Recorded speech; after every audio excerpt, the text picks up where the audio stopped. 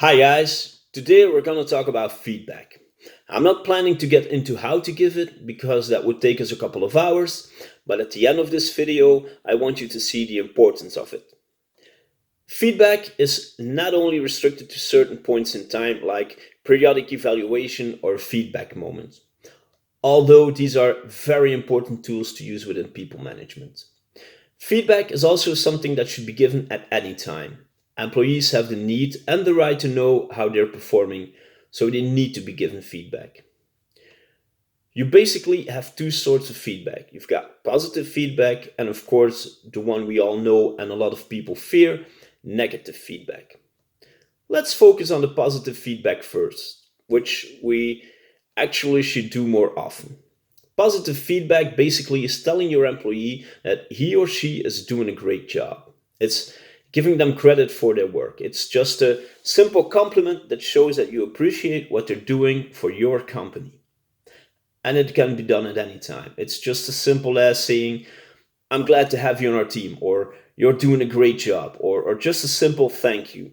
It also shows that you know what they're doing. It shows your own involvement as a leader. Being complimented makes you feel good and it increases intrinsic motivation, which is your internal drive for success. On the other hand, we also have negative feedback.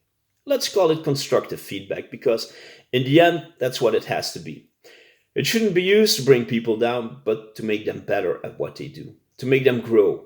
I'm a firm believer that a company grows when their employees grow, including their leaders. There also has to be room for mistakes and room for growth. As we all know, we learn from our mistakes.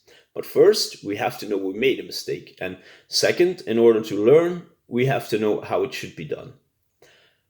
Constructive feedback has to be just and fair. I've seen people leaving evaluation interviews in tears, totally broken. In my opinion, that makes you a poor manager.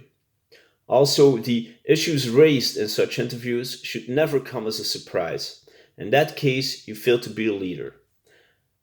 Feedback also goes both ways. It gives you as a leader the opportunity to evaluate yourself, to get feedback from your employees, how they see you as a leader. As you have expectations of them as employees, they have expectations of you. Don't be afraid or too proud to ask how they feel about you.